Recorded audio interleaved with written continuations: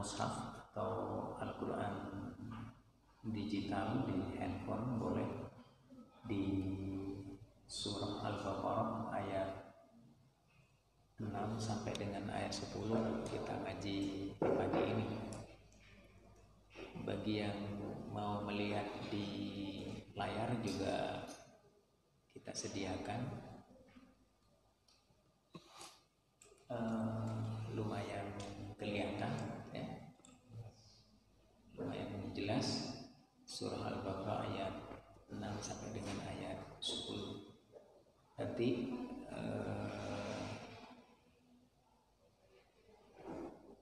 kita mau mengambil keberkahan dari huruf demi hurufnya. Yang pertama, karena begitulah janji Rasulullah. Kemudian keberkahan ilmu tajwidnya. Kemudian keberkahan arti dari Al-Baqarah ayat 6 sampai dengan 10 untuk kita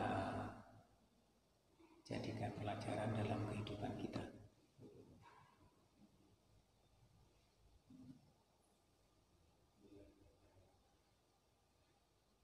Sebenarnya membuka mushaf itu pahalanya lebih banyak dibandingkan membuka di digital. Namun karena ini tujuannya untuk litahsinit tilawah, untuk tahsinut tilawah, maka kita sediakan dalam bentuk Al-Quran digital yang dimunculkan, dipantulkan ke layar ya, ke tembok. Jadilah Al-Quran tembok ya. Tujuannya kita sama, yaitu bagi yang belum mencapai pada fasahah untuk berlatih sampai fasih, bagi yang lupa agar ingat, bagi yang sudah alim, yang sudah fasih, tabarrukan, mengambil keberkahan ya.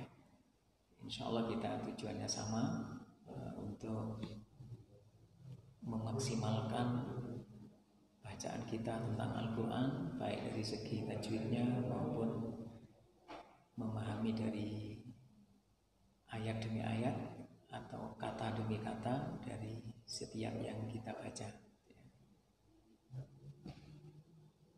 Kita yang sudah belajar terjemah perkata, begitu mudahnya nanti menerjemahkan. Sesungguhnya orang-orang yang kafir sama saja atas mereka, apakah engkau beri peringatan atau tidak kamu beri peringatan, mereka orang kafir itu tidak akan beriman. Seperti itu kita menerjemahkannya yang sudah belajar terjemah perkata ya. Dan di masjid ini banyak sekali Al-Quran yang terjemah perkata ya. Kita maksimalkan untuk, kalau kita disiplin satu hari tidak usah terlalu banyak, 2 kata, insya Allah kita satu saat akan faham tentang mufradat atau kata per kata dari Al-Quran yang kita baca.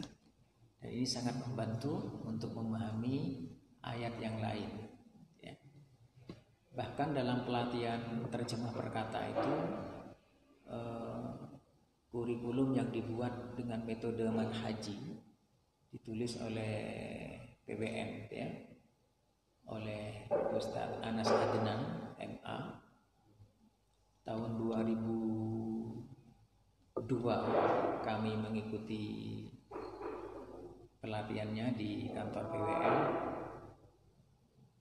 Seseorang untuk memahami Al-Quran untuk 30 juz itu cukup menghafal ayat 1 sampai ayat 72 di surah Al-Baqarah. Ayat 1 sampai ayat 72 surah Al-Baqarah, hafal per kata, insya Allah dia akan bisa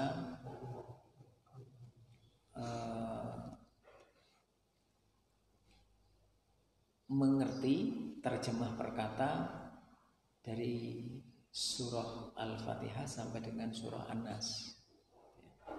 Dan itu sudah terbukti. Setahun yang lalu saya sosialisasikan di Situbondo di Masjid Al-Jihad. Pesertanya membeludak, yang mestinya cuma 20 ternyata 92 ya. Alhamdulillah di hari 92 peserta itu sekitar 10% sekarang mengembangkan di lingkungan masing-masing. Baik Bapak Ibu, kita mulai pengajian kita. Bismillahirrahmanirrahim. Assalamualaikum warahmatullahi wabarakatuh. Innal hamdalillahi nahmaduhu wa nasta'inuhu wa nastaghfiruh wa na'udzu billahi min syururi anfusina wa min sayyiati a'malina. May yahdihillahu fala mudilla lahu wa may yudlil fala hadiya lahu. Asyhadu an la ilaha illallah wa asyhadu anna Muhammadan abduhu wa rasuluh. Allahumma shalli wa sallim wa zid wa an'im ala sayyidil mursalin habibina wa habibi ilahil alamin Abil Qasimil Mustafa Muhammadin wa ala alihi wa ashabihi wa man tabi'al Islam ila yaumiddin. Qala Allah Ta'ala, a'udzu billahi minasy syaithanir rajim. Ya ayyuhalladzina amanu taqullaha wa qulu qawlan sadida yuslih lakum a'malakum wa yaghfir lakum dzunubakum wa may yuti'illaha wa rasulahu faqad faza fawzan 'azima. Wa qala Rasulullah sallallahu alaihi wasallam, inna asdaqal hadits kitabullah wa khairal huda Muhammad sallallahu alaihi wasallam wa syarrul umuri muhdatsatuha fa inna kulla muhdatsatin bid'ah wa kulla bid'atin dhalalah wa kulla dhalalatin finnar. Hari ini Ahad 8 Rabiul Awal 1442 Hijriah bertepatan dengan 25 Oktober 2020 Miladiah. Pada kajian yang ke-16 pengajian Ahad pagi, kita masih melanjutkan tajhizul janazah. Baik, mari kita mengikuti tahsinut tilawah yang akan membacakan surah Al-Baqarah ayat 6 sampai dengan 10. Pada Ustaz Ridho waktu disediakan.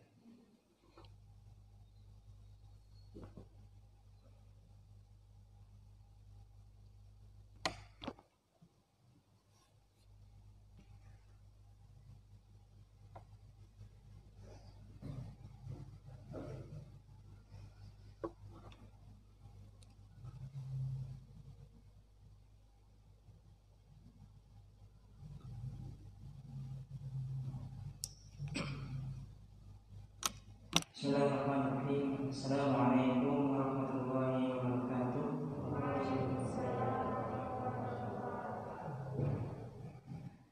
Alhamdulillah, wassalatu wassalamu ala rasulillah Muhammadur. Baik, para hadirin sekalian, hari ini kita akan membaca bersama-sama Quran surah Al-Baqarah ayat 6 sampai 10. Bisa melihat langsung di layar atau memakai mushaf sendiri. Saya mencontohkan, kemudian hadirin sekalian mengikutinya. Kita mulai. A'udzu billahi minasy syaithanir rajim.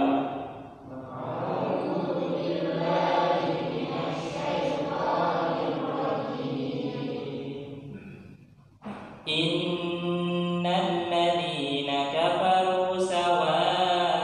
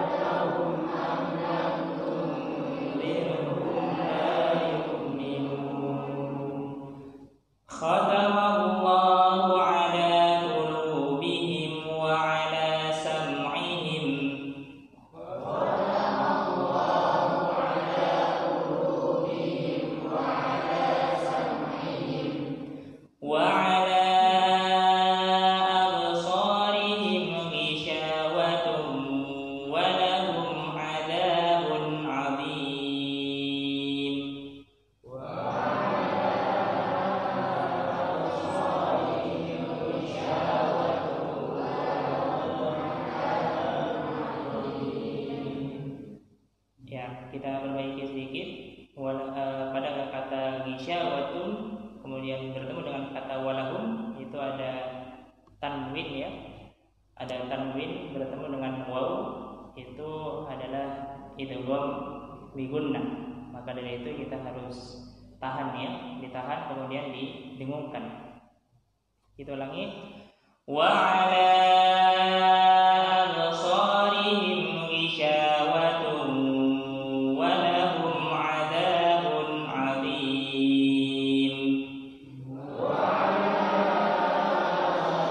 absarihim ghishawatun wa lahum 'adzabun 'adzim.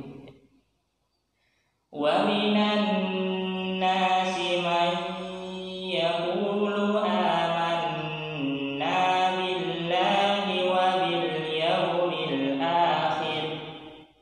Wa minan nasi man yaqulu amanna billahi wa bil yawmil akhir. Ya, kebanyakan masih belum dirahan ya pada kata may yaqul. Di sini ada nun mati bertemu dengan iya, sama hukumnya idgham bi gunnah ya. Idgham bi gunnah itu adalah nun mati atau tanwin bertemu dengan iya nun mim waw ya, atau disingkat dengan yanmu ya. Jadi kita tahan may yaqulu ya, sekitar 3 harokat mungkin. Kita ulangi. Wa minan nasi man yaqulu amanna billahi wa bil yawmil akhir. Wa minan nasi man yaqulu amanna billahi wa bil yawmil akhir. Wa bil yawmil akhir wa ma hum bimu'minin. Wa bil yawmil akhir wa ma hum bimu'minin. Yukhadi'una Allah walladzina amanu wa ma yakhda'una illa anfusahum.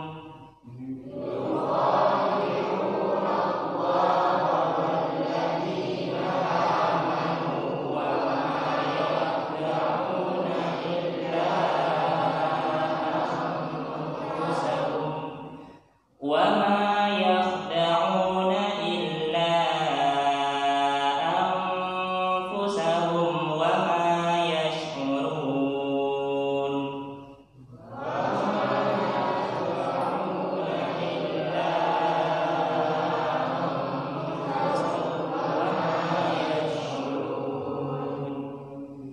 Fi qulubihim maradun fazadahumullahu marada.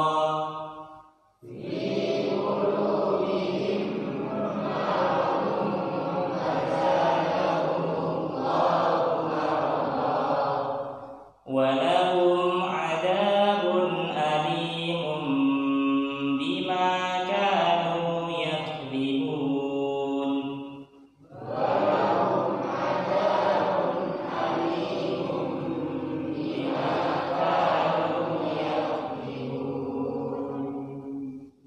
Ya, pada kata yakdzibun kafnya kalau bisa itu dikasih nafas ya. Yakdzibun ya. Karena huruf kaf sama qaf itu berasal dari satu makhraj ya, atau tempat keluar, yakni pangkal lidah. Nah, cara kita membedakan antara kaf sama qaf, kalau kaf itu kasih nafas, kalau qaf itu kasih qalqalah atau pantulan, gitu. Kalau kita nggak ngasih apa-apa, yakdzibun, itu bingung ya. Mereka itu keluarnya dari pangkal lidah, tapi kita nggak tahu itu kaf atau qaf. Maka kita harus bisa bedakan. Kalau kaf kasih nafas, kalau qaf kasih qalqalah, qaf. Kita ulangi. Walahum 'adzabun alimun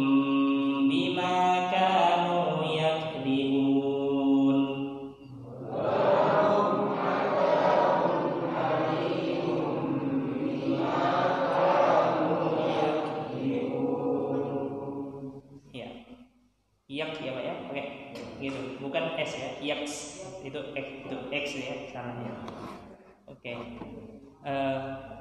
kita artikan dulu bersama-sama perkata ya. Innal ladzina kafaru, inna sesungguhnya alladzina kafaru orang-orang kafir, sawaun alaihim sama saja bagi mereka, a'andzartahum entah kamu memberikan mereka peringatan, am lam tunzirhum atau kamu tidak memberi mereka peringatan, la yu'minun mereka tidak akan beriman. Khatamallahu ala qulubihim Allah mengunci mati hati mereka, wa ala sam'ihim dan pendengaran mereka, wa ala absarihim ghishawah dan penglihatan mereka ada penutupnya, wa lahum adzabun adzim dan bagi mereka adab yang besar atau pedih. Wa minan nasi may yaqul dan di antara manusia ada yang mengatakan amanna billahi wa bil yaumil akhir kami beriman kepada Allah dan pada hari akhir, wa ma hum bimu'minin padahal mereka tidak beriman. Yukhadi'una Allah wal ladzina amanu mereka menipu Allah dan orang-orang beriman. Wa ma yakhda'un dan mereka tidak menipu illa anfusahum kecuali diri mereka sendiri, wa ma yashurun dan mereka tidak sadar tanpa mereka sadari. Fi qulubihim maradun di dalam hati mereka ada penyakit. Fazadahumullahu maradan lalu Allah menambah penyakitnya itu. Walahum adzabun alimun dan bagi mereka azab yang pedih bima kanu yakzibun karena mereka berdusta. Ya. Sekian dari saya, semoga bermanfaat. Dilanjutkan oleh materi dari Pak Razak. Assalamualaikum warahmatullahi wabarakatuh. Waalaikumsalam warahmatullahi wabarakatuh.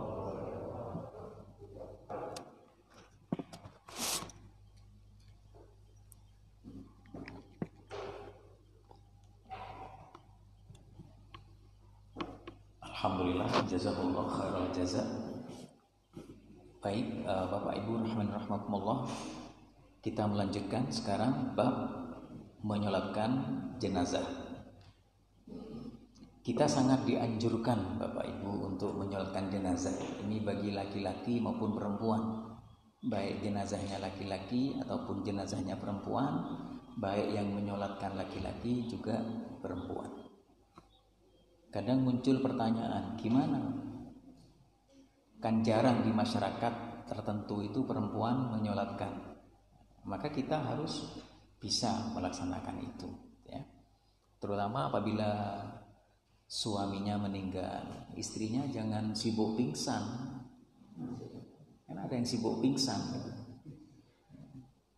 Mestinya juga memberikan doa yang terbaik, dan doa terbaik itu adalah ada dua keadaan. Yang pertama sebelum nazak dan yang kedua ketika menyolatkan. Itu doa yang terbaik kita. Nah, Rasulullah Sallallahu Alaihi Wasallam memotivasi setiap kita, Bapak Ibu.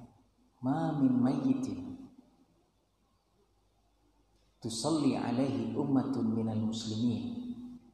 Tidaklah dari satu mayit, satu jenazah, tusalli alaihi ummatun, disolatkan atasnya, solat atasnya satu umat, minal muslimin, dari kaum muslimin, yablughuna mi'atan, dan yang menyolatkan itu sampai jumlahnya 100, kulluhum yashfa'una lahu, semuanya memohon, mendoakan, memohon syafaat dari Allah, mendoakan maghfirah dan rahmat bagi jenazah itu, illa syufi'u fi, kecuali doanya itu diterima oleh Allah Subhanahu wa taala. Subhanallah. Kalau kita menjalin pertemanan itu adalah dengan orang-orang yang peduli. Ketika kita salah akan diingatkan, ketika kita sakit kita didoakan, dijenguk, ketika meninggal menyolatkan kita. Bukan teman yang hanya ada kepentingan-kepentingan, ya. Ketika meninggal cuma jadi penonton, tidak ikut merawat jenazahnya, tidak sekali. Nah, hadis ini sahih dalam Sahih Muslim. Bagaimana kalau tidak sampai 100? Ada garansi yang kedua. Ma min rajulin muslimin, tidaklah dari seorang muslim yamutu yang wafat, fayaqumu ala janazatihi, kemudian berdiri pada jenazahnya itu untuk sholat, maksudnya menyolatkan, arba'una rajulan, 40 orang, la yusyrikuna billah, yang 40 orang itu semuanya bertauhid, tidak menyekutukan Allah, tak ambil jimat, tak percaya ke tatoyur, tiara dan semisalnya, tidak menyekutukan Allah sedikit pun, illa syafa'ahumullahu fi, kecuali Allah memberikan syafaat atasnya. Alhamdulillah kalau jenazah kita nanti disolatkan dengan orang-orang yang seperti ini, maka bertemanlah dengan orang-orang yang ahli tauhid, yang saleh dan semisalnya. Dan kita hendaknya ringan langkah ya untuk segera bertakziah, menyolatkan dan semisalnya. Ketika kita begitu mudahnya peduli terhadap saudara-saudara kita yang wafat, kita bertakziah, kita sampai menyolatkan, yang laki-laki sampai mengantarkan ke kuburan. Di satu sisi kita akan mendapatkan keutamaan merawat jenazah sampai 2 qirat dalam hadis itu. Di sisi lain Allah akan mudahkan orang-orang ahli tauhid itu akan mendoakan kita, ya. Tentu kita bukan hanya mengandalkan doa orang lain, tapi kita sendiri menjaga tauhid kita, akidah kita dan amal soleh kita dengan penuh ikhlas sampai kita menghadap Allah Subhanahu wa taala. Jangan cuma mengandalkan orang lain. Enggak begitu penting kalau begitu ya. Yang penting teman aja yang banyak. Nanti begitu mati disolatkan oleh 100 orang akan dapat syafaat. Oh tidak begitu ya. Nah, jadi kita sendiri yang juga beramal soleh. Nah, ini motivasi ya untuk kita menyolatkan jenazah. Baik jamaah sekalian, kaifiyah sholat jenazah. Bagaimana tata cara sholat jenazahnya? Kita perhatikan posisi berdiri dalam sholat jenazah. Baik dia sebagai imam atau sholat sendirian. Kalau dia sebagai imam atau sholat sendiri, kalau jenazahnya laki-laki berada di sisi kepala. Kalau perempuan jenazahnya berada di sisi tengah, ya. Yang kelompok LGBT tidak masuk ya, tidak ada. Qala al-Ula bin Ziyad, ya Aba Hamzah, hakadha kana yaf'alu Rasulullah sallallahu alaihi wasallam, yusalli 'alal janazah ka salatik, yukabbiru 'alaiha arba'an wa yaqumu 'inda ra'sir rajuli wa ajizatil mar'ati. Qala na'am. Ya. Dari Abu Ghalib dalam riwayat At-Tirmidzi dan Abu Daud ini diceritakan tentang cara sholat jenazah, cara berdirinya. Bahkan di sini dikatakan melakukan takbir 4 kali. Ini ijma' ulama. Walaupun nanti ada boleh 5, boleh 6 dan selanjutnya gitu ya. Nah, kemudian tapi kita pada posisi ngambil yang di sini, yaitu berdiri di dekat kepala bagi jenazah laki-laki dan di sisi tengah bagi jenazah perempuan. Berapa jumlah softnya jemaah sekalian? Semakin banyak semakin baik. Tadi digambarkan sampai 100, alhamdulillah. 30, 40 seperti yang digambarkan dalam hadis. Kalau itu terjadi, penyusunan softnya itu jadikanlah 3 soft. Bahkan berdasarkan hadis yang sahih ini, Rasulullah menyampaikan, man shalla alaihi thalathatu sufufin, siapa yang sholat atasnya jenazah itu 3 soft, faqad aujaba, maka wajib baginya, wajib masuk surga. Subhanallah. Sehingga para ulama berpendapat, sekalipun jumlahnya katakanlah 30, maka jadikanlah 10-10. Kurang daripada itu, dijadikan 3 soft. Tabarrukan dengan salah satu sufufin, walaupun jumlahnya berapa. Kalau banyak, bisa lebih, dijadikan ganjil. Begitu hasil ijtihad berdasarkan hadis-hadis yang sahih ini. Jadi bagaimana kalau yang sholat cuma bertiga? Berarti berbanjar ya. Imamnya depan, makmum 1, makmum 2. Tidak seperti ketika sholat biasa. Memang dalam sholat jenazah ini ada keistimewaan. Tidak perlu pakai ruku, kan begitu. Nanti pas imamnya ruku, makmumnya bingung, bilang subhanallah gimana? Ditanya, kenapa kok ruku? Ini Pak, yang meninggal terlalu banyak dosanya. Akhirnya perlu ruku, fatal. Ya, salah. Itu alasan yang salah. Ya, jadi tidak ada kaitan dengan seperti itu. Ya. Nah, jadi hanya 4 takbir atau 5 takbir atau lebih. Nanti kita nukilkan dalam kitab Aunul Ma'bud fi Syarhi Sunan Abi Dawud, ya.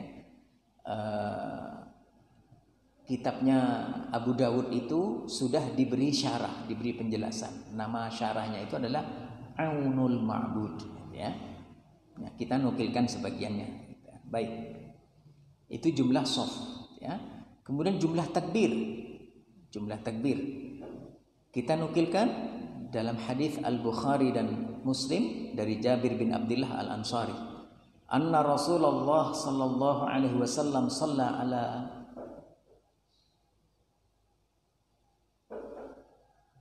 ashabatul Najasyi. Ini keliru ketik ya. Pada Raja Najasyi, fakabbara alaihi arba'an, salat 4 takbir. Raja Najasyi yang meninggal itu Rasulullah salat 4 takbir berdasarkan kesaksian dari Jabir bin Abdullah. Ibnu Mundir berkata, ajma'u ala annal musalli alal janazah yarfa'u yadayhi fi awali takbiratin yukabbiruha. Ibnu Mundir berkata, para ulama telah ijtima, yaitu sepakat, ya, sepakat konsensus bahwa untuk sholat jenazah itu, untuk takbiratul ihram, takbir pertamanya itu adalah mengangkat kedua tangannya pada takbiratul ihram. Ya, telah ijma para sahabat. Ya. Sehingga terjadi khilaf ketika takbir ziyadah, seperti sholat Idain, Idul Fitri, Idul Adha, atau takbir ziyadah pada sholat jenazah. Pada takbir yang kedua, ketiga, dan selanjutnya itu ada yang tidak mengangkat kedua tangannya. Bagi mereka yang mengangkat kedua tangannya, ternyata juga ada dasarnya. Maka tidak perlu menjadi sesuatu yang merenggangkan. Kita sudah cukup direnggangkan dengan corona. Jaga jarak. Jangan sampai kita direnggangkan dengan perbedaan-perbedaan yang sebetulnya masih ada ruang ijtihadiyah di situ. Nah, Saya ambilkan contoh kalau posisi berdirinya, ini imamnya. Jadi kepalanya ada di sini, ini kalau jenazahnya laki-laki. Kalau yang dalam bentuk gambar seperti ini. Jadi imam ada di sini, posisi makmum biasa ya. Jangan sampai lurus ke imam semuanya. Ya. Kalau perempuan seperti ini, imamnya ada di tengah, ya. Imamnya ada di tengah. Ya. Tadi kita sebutkan, apakah mengangkat tangan pada takbir ziyadah, sementara ada yang tidak mengangkat, ada yang mengangkat. Yang tidak mengangkat itu dengan alasan hadisnya itu hanya pada takbir yang pertama. Bagaimana jika mengangkat pada seluruh takbirnya? Dari Abdullah ibnu Abbas, adalah ibnu Abbas, semoga Allah meridainya, meriwayatkan annahu kana yarfa'u yadayhi fi takbiratil jenazah. Di sini yang difahami oleh para sahabat adalah Rasulullah Sallallahu Alaihi Wasallam mengangkat kedua tangan beliau fi takbirat. Takbirat itu bentuk jamak dari takbiratin. Takbirat itu berarti banyak takbir. Sehingga pada seluruh takbir dalam sholat jenazah itu mengangkat kedua tangannya. Atas dasar hadis ini kemudian Nafi' berkata, menceritakan tentang Abdullah ibnu Umar radhiyallahu anhuma. Jadi Nafi' ini menyaksikan Abdullah bin Umar, salah seorang sahabat yang sangat dan senantiasa mengamalkan sunnah-sunnah Rasulullah.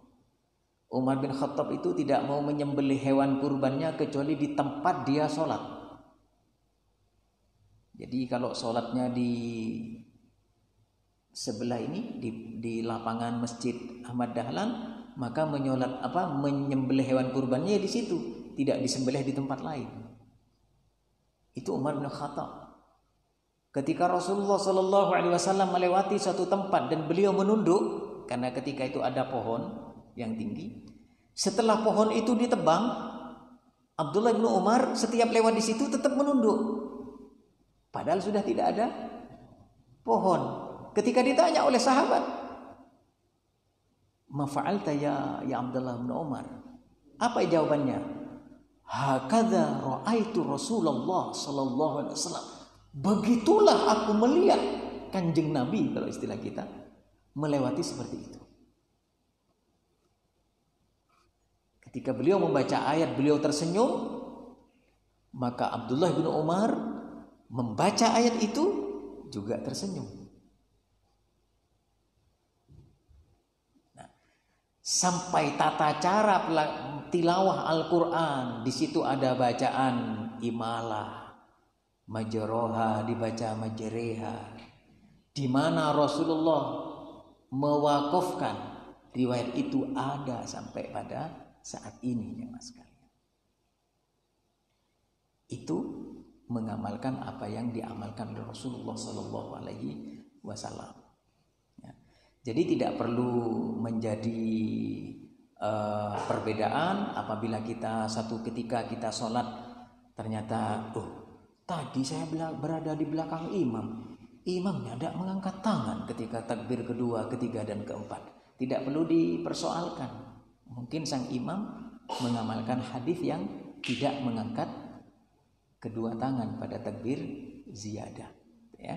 Tapi saran Syekh Albani, apabila di masyarakat itu sudah terbiasa mengangkat kedua tangan, hendaknya kita juga mengangkat kedua tangan, sekalipun mungkin di antara kita tidak mengangkat kedua tangan ketika sholat pada takbir ziyadahnya itu. Nah, jangan sampai kita kok lah tak usah angkat tangan. Kok aku bisa angkat tangan? Tidak, orang katanya bermalah torot lah. Jangan begitu. Itu menimbulkan fitnah nanti. Dakwah tidak sampai. Panjenengan akan mengajarkan tata cara sholat jenazah di sebuah komunitas. Ternyata di komunitas itu terbiasa mengangkat kedua tangan. Dakwah panjenengan tidak akan diterima. Lah, jok noro ustad ya. Hari paling wahabi ya.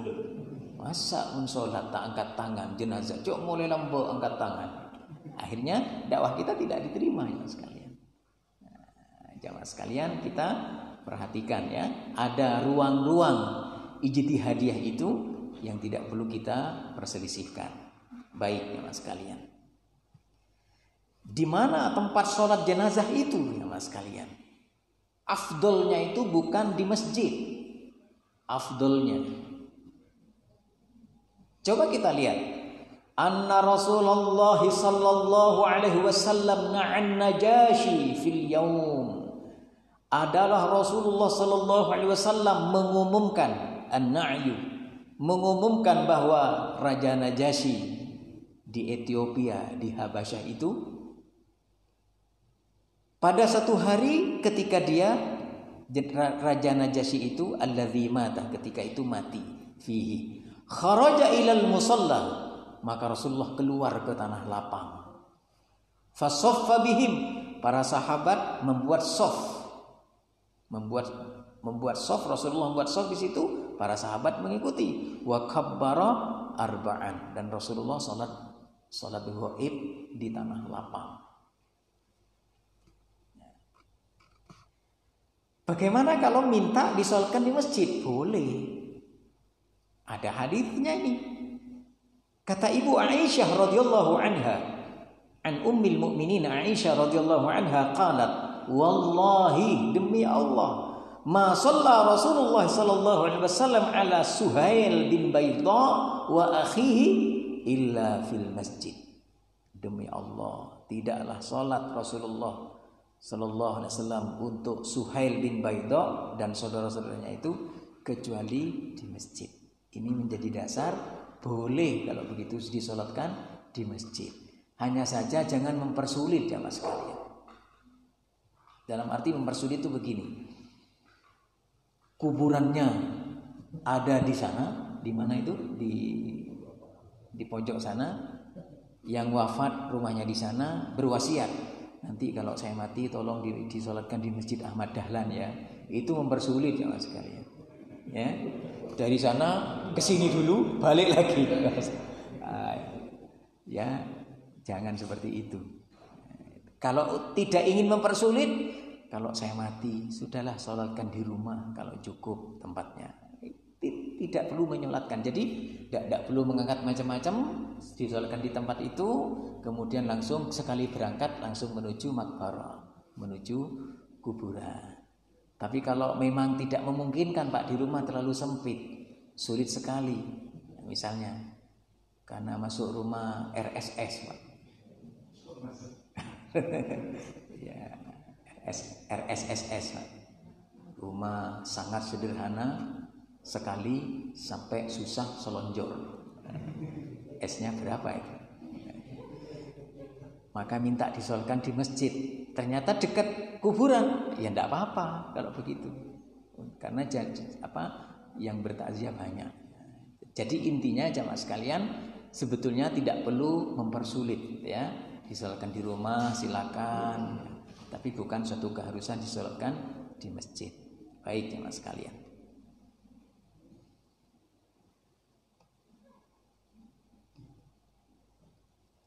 Ini kisah tentang sholat ghaib. Karena di antara teman-teman yang ngaji terjadi khilaf sampai sekarang. Di satu yang mengatakan kalau sholat jenazah, kalau jenazah itu sudah disolatkan, kita tidak disunnahkan sholat ghaib. Kalau dia diajak sholat ghaib, dia tidak mau. Tidak ada sunnahnya. Ada yang berpendapat demikian. Ketika kita sampaikan, itu Rasulullah sholat jenazah, sholat ghaib terhadap Raja Najasyi. Mereka berpendapat, itu kan tidak disolatkan di sana, sehingga Rasulullah menyolatkan. Di hadis yang lain, Rasulullah itu pernah sholat di kuburan, sholat gaib. Ada 2 kisah. Yang pertama kepada seorang penyapu masjid. Biasanya di masjid itu bersih. Ada seorang yang kalau pergi ke masjid tidak bawa sajadah, bawa sapu. Sapu nyapu dia masjidnya ini. Kemudian satu ketika tumben nih, sampahnya kok masih banyak, masjidnya kok kotor. Berarti yang menyapu masjid sudah tidak ada nih. Kemana? Oh, dia telah wafat ya Rasulullah. Loh, kapan wafatnya? Malam hari. Khawatir kami menyolatkan panjenengan, kami langsung tidak ngabari, langsung menyolatkan dan langsung kami kuburkan. Maka Rasul sallallahu alaihi wasallam bertanya, "Dullani ala qabriha, tunjukkan aku di mana kuburannya." Hanya ditunjukkan. Akhirnya Rasul pergi ke kuburan itu, beliau sholat di kuburan itu. Namanya sholat gaib. Yang namanya sholat jenazah sudah tidak ada di hadapan, itu namanya gaib. Sekalipun ada sudah di maqbarah. Di hadis yang lain riwayat Imam Muslim, intaha Rasulullah sallallahu alaihi wasallam ila qabrin radbin. Satu ketika Rasulullah itu mandek, berhenti di kuburan yang masih radbin, yang masih basah. Berarti baru, kuburan baru. Fasalla alaihi. Kemudian beliau sholat di atasnya. Wasaffu khalfahu, para sahabat membuat shaf di belakangnya. Wa kabbara arba'an, dan beliau sholat dengan 4 takbir. Jadi di antaranya ini yang menjadi dasar sholat gaib. Ya, sekalipun jenazah itu sudah disolatkan sekalian. Jadi sudah selesai tata caranya jemaah sekalian. Kemudian kita nukilkan yang dari kitab tarjih. Sesuai dengan sunnah, sholat jenazah itu yukabbirul imam, imam bertakbir kemudian membaca al-fatihah, membaca ummul kitab.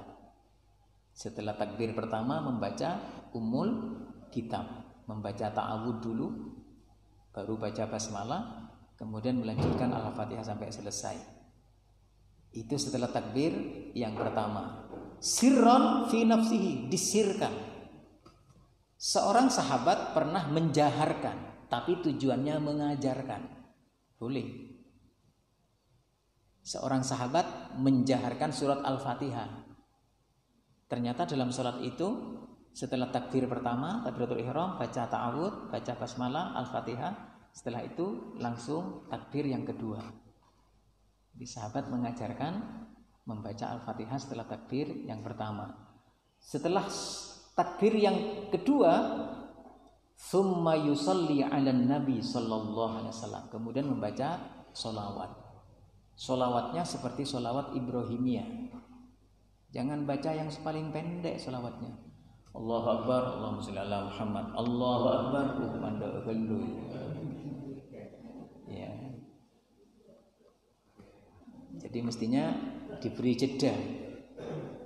Allahumma sholli ala Muhammad wa ali Muhammad kama shallaita ala Ibrahim wa ali Ibrahim innaka Hamidum Majid. Allahumma barik ala Muhammad wa ali Muhammad kama barakta ala Ibrahim wa ali Ibrahim innaka Hamidum Majid. Boleh.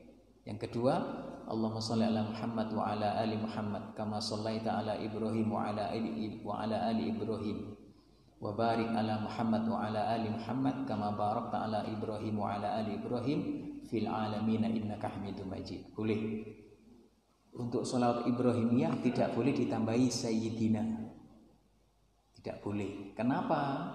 Karena redaksional sholawat Ibrahimiyah ini langsung dari Rasulullah Sallallahu Alaihi Wasallam. Jadi kalau membaca sholawat Ibrahimiyah di dalam sholat, duduk tasyahud awal, duduk tasyahud akhir, dalam sholat jenazah membaca sholawat Ibrahimiyah tidak boleh ditambahi Sayyidina. Tidak boleh membaca Allahumma sholli ala Sayyidina Muhammad wa ala ali sayyidina Muhammad kama shallaita ala sayyidina Ibrahim wa ala ali sayyidina Ibrahim wa barik ala sayyidina Muhammad wa ala ali sayyidina Muhammad kama barakta ala sayyidina Ibrahim wa ala ali sayyidina Ibrahim fil alamin innaka Hamidum Majid. Tidak boleh. Jadi tanpa sayyidina. Tapi juga tidak boleh membacanya begini, Allahumma sholli ala tanpa sayyidina Muhammad. Ini bid'ah ini. Wa ala ali tanpa sayyidina Muhammad. Ditanya, kamu kok baca sholatnya kok begitu? Iya, ustadz saya ngajari kalau baca sholawat Ibrahimiyah tanpa sayyidina. Jadi salah fokus ya. Akhirnya ditambahi tanpa. Itu batal sholatnya. Batal. Kenapa? Karena ditambahi tanpa. Sama dengan ustadznya melanjutkan, anak-anak kalau mengucapkan assalamualaikum tidak usah waalaikumna ya. Jadi cukup assalamualaikum warahmatullahi wabarakatuh. Jadi kan ada yang assalamualaikum waalaikumsalam kan begitu ya. Mungkin panjenengan pernah mendengar itu ya.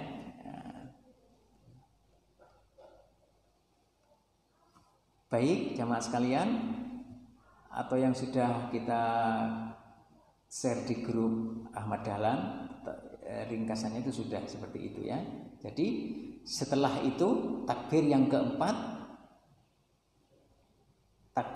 setelah takbir yang ketiga mendoakan ya, mendoakan. Setelah itu bagi yang melaksanakan takbir lebih dari 4, setiap selesai takbir mendoakan. Setelah takbir yang keempat ada 2 versi jamaah sekalian. Setelah pertama takbir Allahu Akbar membaca Al-Fatihah, Allahu Akbar membaca sholawat, Allahu Akbar kemudian doa untuk mayit. Allahumma fillahu warhamhu wa'afihi wa'fu anhu wa wasi' madkhalahu wa akrim nuzulahu wa abdilhu daran khairan min dari wa ahlan khairan min ahli wa zawjan khairan min zawjih wa naqhi minal khataya kama yunaqqa thabul abyadu minad danas, dan semisalnya. Sampai selesai boleh ditambahi ya, boleh ditambahi. Misalnya masih agak lama jedanya, boleh ditambahi. Kemudian setelah itu takbir yang keempat Allahu Akbar. Kalau melihat kepada redaksi hadis, diam sejenak langsung salam. Panjenengan kalau bermakmum di Masjidil Haram, di Masjid Nabawi, jeda takbir yang keempat itu tidak lama. Jadi setelah Allahu Akbar, Assalamualaikum warahmatullahi, jadi seakan-akan tidak membaca doa. Tapi kalau mau membaca juga boleh. Juga boleh, karena doa-doa salat jenazah itu agak banyak sekali. Allahumma ighfir li hayyina wa mayyitina wa syahidina wa ghaibina wa dzakarina wa unthana, kan begitu. Masih banyak riwayat doa-doa. Allahumma man ahyaitahu minna fa ahyi 'alal Islam wa man tawaffahu, dan barang itu apa namanya? Wa man tawaffahu, dan bagi yang engkau wafatkan fa tawaffahu 'alal iman, dan begitu selanjutnya. Doa-doa dalam salat jenazah itu. Jangan mencukupkan dengan yang pendek. Allahumma fillahu warhamhu wa'afi wa'fu anhu. Allahu Akbar. Allahumma la tahrimna ajrahu wa la tudillana ba'dahu wa filana wa lahu. Allahu Akbar. Sejak dulu cuma yang pendek-pendek seperti itu. Maka kita menghafal doa-doa jenazah yang sesuai dengan redaksi hadis yang agak panjang itu. Kemudian kita amalkan sekalian. Ini dalil yang kita nukilkan dari jamaah sekalian, yang kita nukilkan dari Aunul Ma'bud. Saya terjemahkan saja biar waktunya lebih cepat.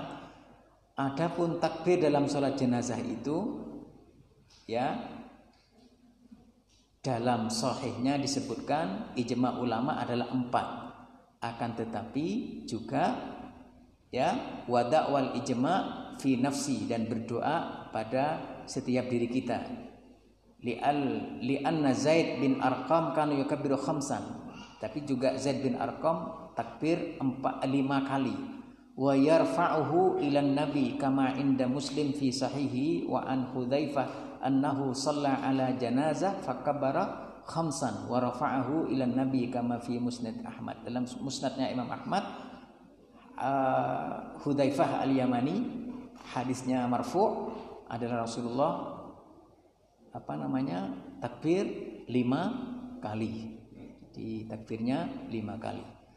Imam Bukhari juga meriwayatkan bahwa Sahal bin Hunayf takbir dalam sholatnya adalah 6 kali. Wa qala innahu syahida badran.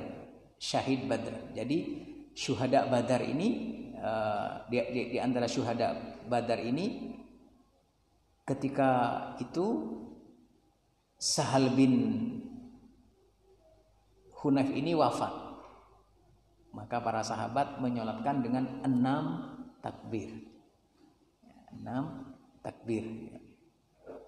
Jadi ada yang ini sekalian, Sa'id bin Mansur dalam sunannya ini dari Hakim Utaibah bahwa mereka yukabbiruna ahli Badr, mereka sholat untuk syuhada Badar itu khamsan wa sittan wa sab'an, 5 kali, 5 takbir, 6 takbir, 7 takbir. Sebagaimana pernah kita sampaikan jemaah sekalian, imamnya kalau mau menggunakan lebih dari 4 takbir, hendaknya menyampaikan kepada jamaahnya. Para jamaah kita saat ini kita mau sholat 7 takbir. Kalau ditanya kenapa kok sholat 7 takbir, ya kita mengamalkan sunnah Rasulullah Sallallahu Alaihi Wasallam. Misalnya boleh, jangan pakai alasan yang mengada-ada.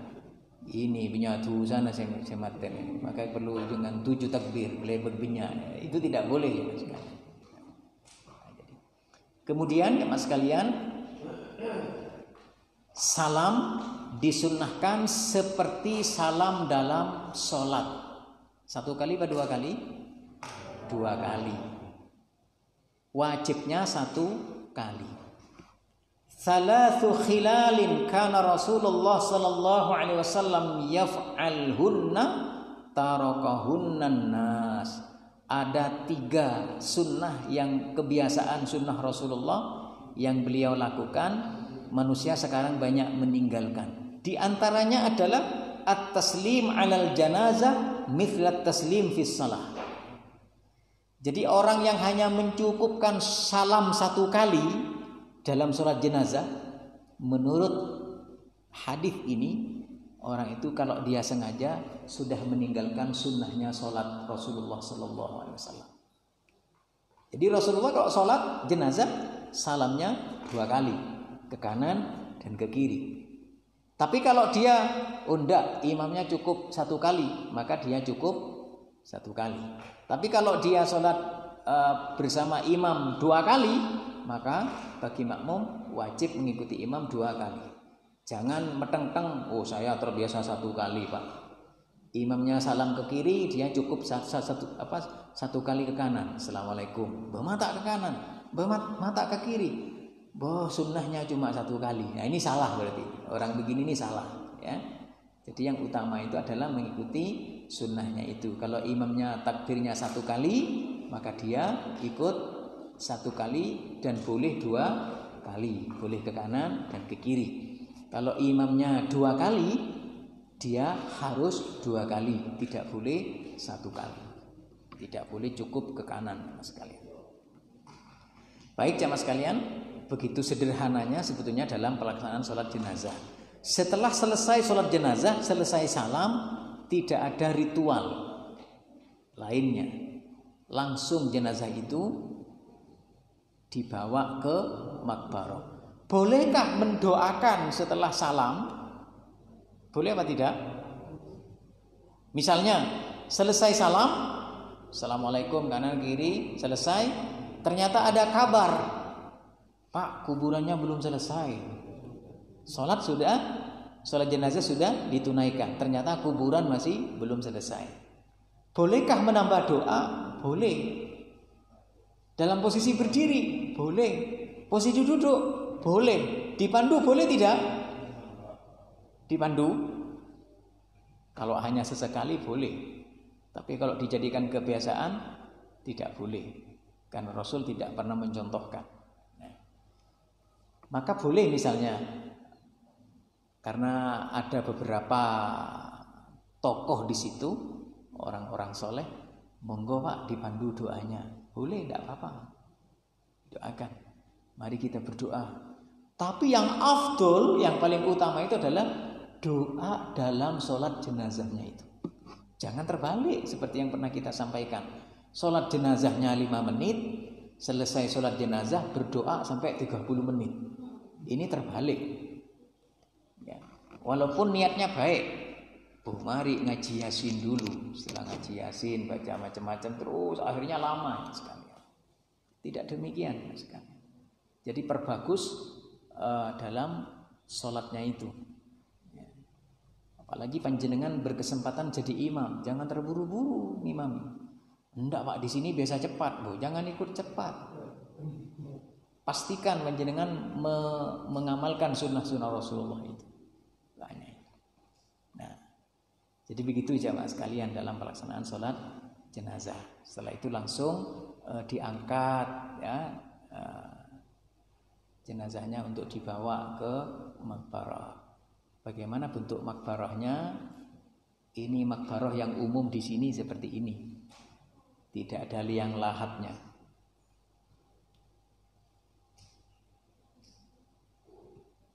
Kalau yang ada liang lahatnya seperti ini.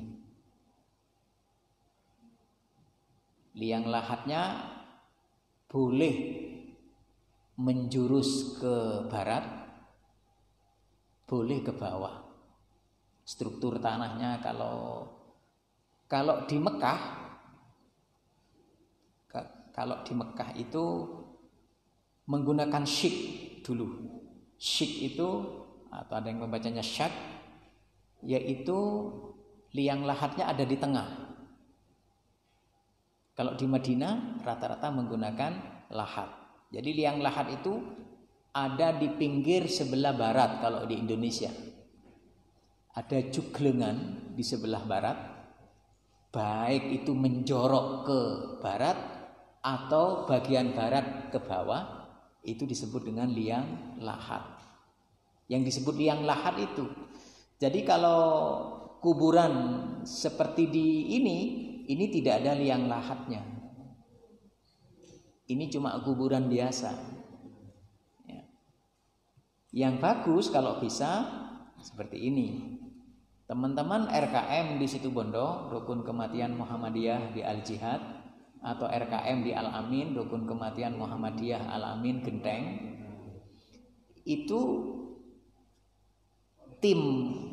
timnya itu melazimkan pakai liang lahat. Ada teman-teman yang bergabung di pengajian Ahad keempat dipandu oleh Allahyarhamu Ustaz Khalil Nur dulu, itu juga menggunakan liang lahat. Bahkan keluarga teman-teman yang wafat, kalau Allahyarham Ustaz Khalil masih ada, beliau terjun langsung ke kuburan, ngecek ke kuburan, sudah ada liang lahatnya enggak. Kalau belum, beliau sendiri yang buat. Subhanallah. Bukan jadi penonton. Kan ada yang cuma nyuruh ya. Marilah kuburna, mari. Dermer ya, maya Arya. Cuma merintah. Ya. Kalau beliau enggak, langsung terjun ini. Masya Allah ya. Allah yarhamuh, Allah maghfirlahu.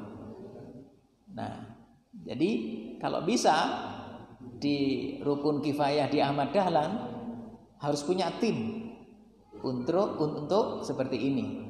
Bukan hanya tim memandikan, bukan hanya tim untuk itu, tapi juga terjun ke kuburan liang lahat ya, untuk membuat. Kita misalnya ada tim di kuburan, sudah ada penggalinya, dengan bahasa yang bijak kita sampaikan, Pak, matur sekelang kong kuburna pun ampun saya, kula nambah liang lahat. Bahasanya enak kepada mereka, penggali di kuburan juga tidak tersinggung. Kalau kita langsung terjun langsung ke sana tanpa komunikasi, langsung digali, bisa salah komunikasi dengan penggali kuburan. Bah kenika pun mari mak tambahna. Salah nika. Kali tibi nanti gitu ya. Salah komunikasi ya. Tak noro ngale pas lah nyala aki. Ada seperti itu. Semangat mengamalkan sunnah itu harus dengan adab. Ilmu tanpa adab bahaya. Imam Syafi'i itu belajar adab 30 tahun, belajar ilmu 20 tahun. Subhanallah, ya. Kita harus punya adab, menghadiri majelis ilmu harus punya adab. Kalau kita berada di majelis ilmu, kita tidak boleh ngobrol dengan teman. Tidak dapat apa-apa kita nantinya. Nah, jadi seperti itu, sama dengan itu. Jadi adab. Kalau ini saya ngambil di internet Bapak Ibu ya, panjenengan boleh lihat juga ya. Bagaimana kalau jenazahnya banyak? Dijejer seperti ini. Yang paling dekat dengan Ka'bah ke kiblat itu adalah yang paling banyak hafalan Qur'annya. Oh, yang sini hafal 30 juz. Yang ini hafal juz 30. Yang ini juz 30 aja enggak hafal. Sini cuma trikul misalnya. Jadi semakin banyak hafalannya yang ada di posisi sana. Kalau menyolatkan, yang paling banyak hafalannya itu yang paling dekat dengan imam. Yang paling dekat dengan imam. Ada 4 orang mau disolatkan sekaligus. Sehingga doanya nanti bukan Allah maghfir lahu, bukan Allah maghfir laha. Allah maghfir lahum warhamhum wa'afihim wa'fu anhum. Jadi hu, ha, hi menjadi hum. Ternyata perempuan semua yang meninggal. Allah maghfir lahunna. Bukan hum lagi, hunnah semuanya. Ya, umpamanya seperti itu. Ini campuran laki perempuan, maka menggunakan hum. Kalau 2 orang, Allah maghfir lahuma warhamhuma. Pakai huma semuanya. Kula tak oning Pak mun ngak genika. Bisa nak kula berakhu, tidak apa-apa. Yang meninggal 5, yang baca doa Allah maghfir lahu warhamhu sah, diterima, insyaallah diterima. Yang meninggal perempuan dia membacanya Allah maghfir lahu, boleh. Yang meninggal laki dia membaca Allah maghfir laha, ini yang tidak boleh. Telah meninggal Abdul Razak misalnya, yang nyolati Allah maghfir laha warhamha, mau merekan bini. Allah maghfir laha. Tapi kalau yang meninggal perempuan, Aisyah meninggal, kemudian yang nyolati Allah maghfir lahu warhamhu, boleh. Tapi afdolnya Allah maghfir laha. Nah, begitu jemaah sekalian. Jadi seperti itu Bapak Ibu, begitu simpelnya dan enak mengikuti sunnah itu. Ma'as sunnah hayatunan najah. Bersama sunnah hidup kita itu mulia, sukses. Kenapa?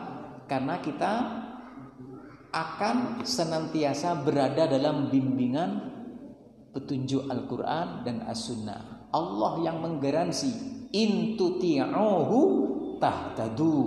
Jika engkau mengikuti dia Rasulullah Muhammad SAW, kalian berada di atas hidayah dari Allah Subhanahu wa taala. Jangan pakai kira-kira dalam pelaksanaan ibadah itu. Semuanya harus ada dasarnya. Baik, jemaah sekalian, sampai di sini ada yang mau ditanya? Tidak ada. Alhamdulillah. Thank you. Gimana Pak? Salat gaib ya. Iya.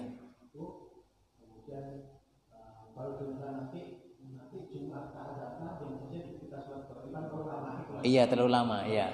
Sebaiknya begitu mendengar, ketika itulah langsung melaksanakan, tidak perlu menunggu. Tapi seandainya di Jumat depan nanti diumumkan telah wafat tanggal sekian, bagi yang belum menyolatkan dipersilakan untuk menyolatkan, boleh.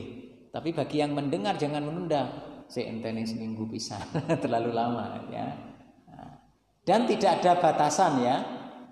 Wong sudah meninggal sudah sebulan yang lalu kok mesti disulatkan? Boleh. Boleh, enggak ada batasan. Karena dia baru dengar. Kalau masih baru dengar, dia melaksanakannya ketika mendengarnya itu. Ya, tapi jangan sengaja ditunda. Salat gaib itu boleh dilaksanakan ketika jenazah itu sudah dimandikan. Kalau belum dimandikan tidak boleh sholat gaib, tidak urut itu.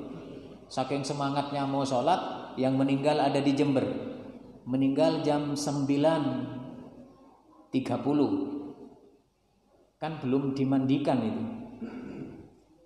Jam 10 langsung menyolatkan, padahal belum dimandikan, tidak boleh. Ya, saya tidak bisa takziah, saya mau mendoakan, mau sholat gaib di sini. Ternyata belum dimandikan, tidak boleh ya Mas sekalian. Iya. Iya. Sampai dengan 40 hari tak ketemu. Iya. Setelah ketemu jenazahnya kan jauh kayak gitu ya. Iya. Matikan. Iya. Pada saat menolati jenazah yang sudah seperti itu, apakah sholatnya itu sholat bukan sholat gaib? Iya. Atau pada sholat biasa atau dalam kondisi seperti itu yang utama adalah sholat hadir, sholat ketika itu. Ya, misalnya ada korban meninggal dimutilasi, kepalanya tidak ketemu, misalnya cuma badannya sudah busuk, sholatkan badannya itu. Sepekan berikutnya ketemu kepalanya, itu tidak perlu disolatkan lagi, nanti sholat lagi, ketemu lagi kakinya, tidak, ya. Jadi cukup yang awal itu yang disolatkan. Tapi tetap yang utama itu adalah sholat hadir. Sholat hadir itu berarti jenazahnya ada di hadapan kita, walaupun tanpa dimandikan, tanpa ditayamumkan kalau memang seperti itu. Nah, panjenengan jangan ikut-ikutan menyalahkan penanganan jenazah COVID ya. Kan ada dibongkar jenazah COVID, ternyata tidak dimandikan, tidak dikafani. Kan ada seperti itu. Kalau memang dikhawatirkan menularkan penyakit, kalau coronavirus itu memang berisiko, virusnya itu, virus corona itu berbahaya, memang fatwa dari ulama ya, MUI itu dari Al-Irsyad, Muhammadiyah, Persis, Hidayatullah, NU, semua ulama berkumpul di situ memberikan fatwa tidak perlu dimandikan. Jadi memang tidak salah kalau korban COVID tidak dimandikan, itu enggak memang, tapi cukup ditayamumkan. Tapi cara mentayamumkannya itu harus langsung. Jangan seperti beredar penanganan COVID yang di Malaysia, yaitu ada di video tayamumnya itu setelah dikafani baru ditayamumkan. Tayamumnya ada di luar. Ini tidak sesuai dengan sunnah. Kalau memang tidak boleh disentuh jenazah itu, tidak perlu dimandikan, tidak perlu ditayamumkan. Kalau memang berisiko, la doror wala diror, tidak boleh membahayakan yang secara langsung atau secara tidak langsung. Jadi jangan ikut-ikutan. Ternyata penanganan COVID ini, jenazah COVID ini tidak dimandikan. Memang tidak perlu dimandikan ya mas sekalian, tidak perlu. Yang penting cuma disucikan. Cara mensucikannya cukup ditayamumkan seperti itu. Begitu juga korban yang terbakar atau yang sudah busuk, seperti itu. Maka bagi korban seperti itu, pakaian yang melekat itu tidak perlu dibuka, langsung dibungkus plastik. Setelah dibungkus plastik supaya tidak keluar macam-macam, dibungkus kain kafan. Setelah kafan, plastik lagi. Setelah plastik disemprot lagi, dikasih kantong plastik itu yang ada resletingnya itu warna oranye, baru dimasukkan ke peti. Setelah itu peti ditutup, dipaku lagi petinya itu jamaah sekalian. Dipaku itu jamaah sekalian. Neser tak taning cek. Setelah itu baru langsung dibawa ke kuburan ya mas. Seperti itu. Jadi tidak salah di rumah sakit yang korban seperti itu ternyata ada keluarganya membuka kemudian oh masih tetap pakaiannya pakai daster misalnya, gitu ya, kan ada itu ya. Itu tidak salah pandangan seperti itu. Cuma mungkin ketika itu keterbatasan bungkusnya sehingga tidak dibungkus, mungkin seharusnya seperti itu. Demikian jemaah sekalian. Oh masih ada, nggih, gimana? Untuk menjadi imam dalam sholat jenazah itu apakah juga berlaku imam dalam sholat jamaah? Artinya dipilih orang yang paling baik bacaan Qurannya, paling banyak hafalannya, atau mungkin lebih utama keluarga atau gimana? Iya, ijtihad ulama ya. Sebagian berpendapat kembali kepada keumuman hadis, yaitu ayya umma ahadukum, orang yang hendaklah yang mengimami di antara kalian itu aqra'uhum, orang yang paling banyak hafalannya, paling fasih. Wa in kanu sawa, apabila mereka sama maka fa'alamuhum bisunnah, orang yang paling mengerti tentang sunnah. Wa in kanu sawa, apabila mereka sama fa ahsanuhum khuluqan, yang paling baik akhlaknya. Hafalannya sama, ngerti sunnahnya juga sama. Yang satu minum makan dengan tangan kanan, yang satunya makan minum dengan tangan kiri. Maka yang dengan tangan kanan yang didahulukan. Kenapa? Dia yang ahsanuhum khuluqa, yang paling baik akhlaknya. Wa in kanu sawa, apabila mereka sama, awalu fil hijrah, yang lebih dulu hijrah. Sekarang sudah tidak ada hijrah. Baru yang terakhir, apabila mereka sama, maka yang paling sepuh. Yang paling sepuh. Nah, jadi yang paling tua umurnya. Jadi seperti itu. Sebagian berpendapat juga yang paling utama yang menyolatkan itu adalah yang dapat wasiat. Kenapa? Karena orang yang meninggal itu memasrahkan. Misalnya saya, Mas Bintang, kalau saya meninggal Mas Bintang yang ngimami, maka Mas Bintang ini paling berhak untuk mengimami. Kenapa? Karena dapat wasiat. Nah, karena yang bersangkutan itu sudah memilihnya, yakin dengan kesolehannya itu, maka dia yang paling berhak. Ya. Kalau bisa setiap orang tua itu kepada anaknya. Oh, itu paling utama itu. Supaya ayahnya bisa berwasiat ke anaknya, ayahnya mendidik yang terbaik anaknya. Jangan sampai kita sebagai anak tidak dapat wasiat untuk menyolatkan ayah kita. Berarti kita sebagai anak belum soleh dong. Hanya tidak dipilih oleh ayah kita, oleh ibu kita. Ayah itu akan tahu kapasitas anakku ini, sudah ngerti, sudah paham. Dan anakku ini pasti doanya itu adalah lebih utama dibandingkan yang lain. Bagaimanapun kalau anak yang ngimami, bapak yang ngimami, suami yang ngimami, paman yang ngimami, kakek yang ngimami, yang masih ada jalur itu pasti beda dengan dibandingkan orang lain. Boh, ini Habib ngimami, tak kenal boh. Saya nyaman sih mati boh. Namanya saja tak ngerti, dia tanya. Saya nih kasih subuh ngomong, berapa itu? Betul, mestinya apa yang apa seperti itu yang utama. Beda itu. Makanya kalau menikahkan anaknya itu juga kalau bisa yang punya putri ini yang menikahkan tuh ayahnya. Jangan dipasrahkan ke orang lain. Karena beda kalau ayahnya yang menikahkan. Setelah itu mendoakan. Orang lain yang mendoakan beda dengan doa kita. Sangat-sangat yakin panjenengan mendoakan ayah, ibu yang sudah wafat itu beda. Dibandingkan tolong Mas doakan ayah saya, ibu saya, kakek saya, beda. Tapi kalau kita langsung berdoa, nah maka yang utama itu yang pertama adalah yang dapat wasiat. Yang kedua, seperti yang panjenengan itu sesuai dengan sholat yang jamaah yang lainnya. Ya, demikian ya Mas sekalian. Mohon maaf kelewat waktunya. Allahumma fa'na bima 'allamtana wa 'allimna ma yanfa'una wa zidna ilma. Subhanakallah bihamdika asyhadu an la ilaha illa anta astaghfiruka wa atubu ilaik. Assalamualaikum warahmatullahi wabarakatuh.